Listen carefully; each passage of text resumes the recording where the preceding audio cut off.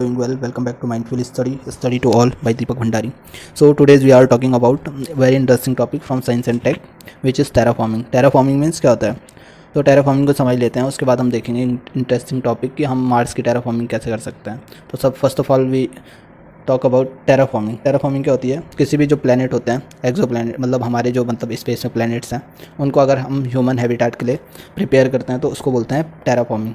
तो जैसा कि हम सभी को पता है कि 3.5 to 4.5 बिलियन ईयर अगो हमारी अर्थ पे क्या हुआ था, जीवन उत्पन्न हुआ था, मतलब रहने लायक बनी थी अर्थ. तो उसी टाइम पे मतलब क्या था कि जो मार्स था वो भी एक also home of a lake of liquid water and possibly flowing rivers, जो फ्लोइंग रिवर्स का एक होम हुआ करता था वहाँ पे, क्योंकि उस टाइम एक स्ट्रॉन्ग मैग्नेटिक फील्ड था. स्ट्रॉन्ग मैग्नेटिक फील्ड से क्या था, एक थिक एटमॉस्फेयर हुआ करता था वहाँ पे. फिर क्या हुआ, फिर ये हुआ कि 3 से 4 बिलियन ईयर अगो में क्या हुआ कि वहाँ का जो मैग्नेटिक फील्ड था वो लूज़ होने लग गया. तो लूज़ होने लग गया तो वहाँ का एटमॉस्फेयर ख़त्म हो गया. तो आजकल हमें मतलब अभी जो हमारा ये नासा का था 2008 में जो फिनिक्स वो था, उनका परसेवरेंस फिनिक्स जो रोवर था, उसने देखा था कि जो मार्स है उसको वेरी मतलब चिली प्लैनेट है. चिली मतलब बहुत ठंडा प्लैनेट है. जो मार्स पे CO2 है वो तो है, CO2 है तो वो पोलर एरिया पे फ्रीजिंग रूप में है, मतलब इतना ठंडा है कि वो फ्रीज हो चुकी है. तो क्या होता है, अगर किसी भी प्लैनेट को हैबिटेट बनाना है तो उसमें क्या होना चाहिए, एक मतलब एटमॉस्फेयर होना चाहिए. एटमॉस्फेयर होना चाहिए मतलब एक सर्टेन टेम्परेचर होना चाहिए ना, जैसे अर्थ का टेम्परेचर है, एक सर्टेन टेम्परेचर मतलब रहने लायक. तो हम सभी को पता है कि मार्स का टेम्परेचर -65 डिग्री सेल्सियस है, तो वो रहने लायक तो है नहीं. तो CO2 चाहिए. CO2 भी है लेकिन वो फ्रीजिंग कंडीशन में है. तो जो कुछ स्कॉलर्स हैं, स्कॉलर्स मतलब कुछ स्कूल्स हैं वगैरह मतलब बोलते हैं. तो सबसे पहला आइडिया किसका है ये बताता हूँ मैं आपको. जो एलन मस्क है उनका आइडिया है कि मेरे को मार्स को रहने लायक बनाना है. तो ये पॉसिबल है, ये आपको सब eight the end of the video पता चल जाएगा कि ये पॉसिबल है कि नहीं है. ठीक है, मतलब कि हाइपोथेटिकल है या सिर्फ बातें हैं या हो सकता है पॉसिबल. तो एलन मस्क कहते हैं कि मैं टेराफॉर्मिंग करूँगा. टेराफॉर्मिंग मतलब क्या होगा, वो पोलर एरिया में बोलते हैं कि हम न्यूक्लियर वेपन से वो करेंगे, न्यूक्लियर बॉम्बिंग करेंगे. तो जिससे क्या होगा, एक मतलब ह्यूज अमाउंट ऑफ वो निकलेगा, हीट निकलेगी, जिससे CO2 हो जाएगी. क्या हो जाएगी, CO2 इवेपोराइज फॉर्म में हो जाएगी, और जिससे मतलब मार्स का टेम्परेचर बढ़ता रहेगा. तो इससे मतलब क्या हो जाएगा, एक हम ह्यूमन हैबिटेट जैसे उसको बना सकते हैं. आगे देखेंगे हम इसमें क्या क्या है. ठीक है, तो मतलब न्यूक्लियर बॉम्ब तो हम फोड़ सकते हैं, बट उससे होगा क्या, उससे ये होगा कि एक रेडिएशन तो उत्पन्न होगी ना.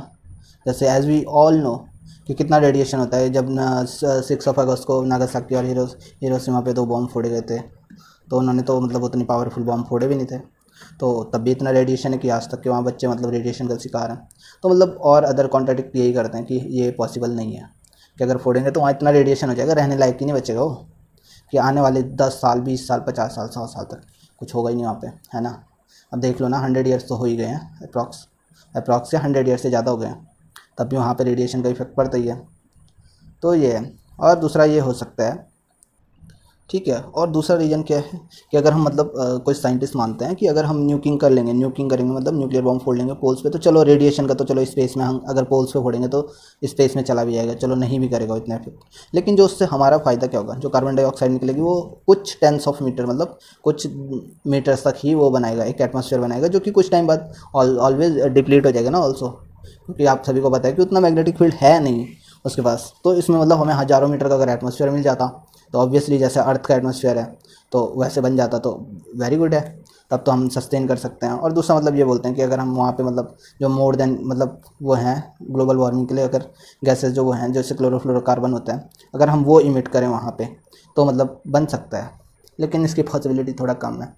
ठीक है, तो दूसरा जो मेजर प्रॉब्लम है, ब्रीदिंग ऑन मार्स. ब्रीथ कैसे करेंगे हम मार्स पे.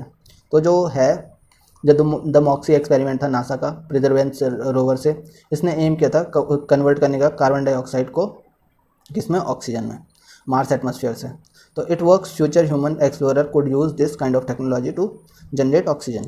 समझ रहे हो, मतलब कार्बन डाइऑक्साइड से हम ऑक्सीजन बना सकते हैं. जो मॉक्सी वो था, इनका एक्सपेरिमेंट था नासा का परसेवरेंस रोवर का, तो इससे हम बना सकते हैं. तो ये एक टेक्नोलॉजी हो सकती है. क्या हो सकती है कि मतलब ये टेक्नोलॉजी हम यूज़ कर सकते हैं कि मतलब इतना कार्बन डाइऑक्साइड होगा मार्स पे तो हम उसके बाद उसको ऑक्सीजन में चेंज कर लेंगे.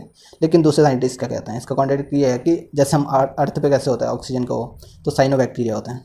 जो साइनोबैक्टीरिया होते हैं वो रिस्पॉन्सिबल होते हैं ऑक्सीजन बनाने के लिए अर्थ पे. तो ऐसे ही हम अर्थ अगर हम उनको मार्स पे ग्रो कर सकें तो हम ब्रीदिंग कंडीशन कर सकते हैं वहाँ पे, ऑक्सीजन मतलब बना सकते हैं, तो जिससे हमें ब्रीथ लेने में कोई दिक्कत ना हो. तो ये दूसरा चैलेंज है। अर्थ अगर हैबिटाट बनाना तो ऑक्सीजन तो नीडेड है, तो वाटर की प्रॉब्लम हमने कार्बन डाइऑक्साइड को बढ़ा के कर ली, और ऑक्सीजन का हम ये दो वो कर सकते हैं, या तो हम कार्बन डाइऑक्साइड को एक्सेप्ट करके ऑक्सीजन में एक्सचेंज करें, या हम दूसरा क्या कर सकते हैं कि जो भी साइनोबैक्टीरिया जो अर्थ पे रिस्पॉन्सिबल होते हैं उनको वहाँ ग्रो करवा सकते हैं। तो ये है, अब आगे देखते हैं। तो ये चीज़ें हैं। अब हम लास्ट में ये डिस्कशन करते हैं कि हाँ हो सकता है कि नहीं हो सकता है। तो जो अभी नासा का ये था मिशन, मैविन मिशन था, उसने रिवील्ड किया कि जो मार्स है वो कॉन्टीन्यूसली हमारा मैग्नेटिक फील्ड लूज़ कर रहा है। तो जिससे मैग्नेटिक फील्ड लूज़ कर रहा है तो उससे क्या हो रहा है, सोलर फ्लेयर जो होती हैं, सोलर विंड होती हैं, वो इंटरप्ट कर जाती हैं किसको, इसके एटमॉस्फेयर को। और सोलर विंड जब भी इंटरप्ट करेगी तो वहाँ के एटमॉस्फेयर में जो भी वाटर होगा उसको एक्सेप्ट कर ही देगी। अब मैं एक चीज़ बताता हूँ आपको, ठीक है। जो अर्थ है, जो मार्स है, उस पर 38% ऑफ ग्रेविटेशनल फोर्स है जितना अर्थ के पास है, लेकिन फिर भी उसका जो प्रेशर है वो ओनली सिर्फ 0.38 पास्कल है। समझ रहे हो? जो हमारा एटमॉस्फेरिक प्रेशर होता है वो 101.3.25 किलो पास्कल होता है, तो वहाँ पे 0.38 पास्कल है ओनली ऑन, जबकि 38% उसका वो है, क्या बोलते हैं उसको, इसका ग्रेविटेशनल पुल है। तो ये इम्पॉसिबल है। समझ रहे हो? मैग्नेटिक फील्ड भी लूज़ कर रहा है, हम कुछ भी कर लें, हम कर सकते हैं टेराफॉर्मिंग करके, हम न्यूकिंग कर सकते हैं। At the end in short में ये बताना चाहता हूँ आपको, ये इम्प्रोबेबल है that we could transform Mars into a more earth like planet. In the mean time NASA ने क्या था, मल्टी डिकेड मार्स प्रोग्राम है इसका, seeks to understand the planet stability to host post of presence life near term Martian explorer would likely live in enclosure structure. ठीक है, तो इसमें इन्होंने ये बताया कि हाँ अगर कर सकते हैं तो बहुत सारी प्रॉब्लम्स आएंगी ना, करने के लिए तो कर सकते हैं। न्यूकिंग भी कर ली, फिर हमने कार्बन डाइऑक्साइड भी बना दिया, साइनोबैक्टीरिया भी बना दे, at the end magnetic field तो लूज़ कर ही रहा है। उसके लिए हम क्या ही कर सकते हैं, कर सकते हैं, लेकिन उसके लिए बहुत सारा टाइम लगेगा। तो मतलब जो एलन मस्क का ये सपना है कि मैं 10-15 साल में बना दूंगा, may be it is possible, लेकिन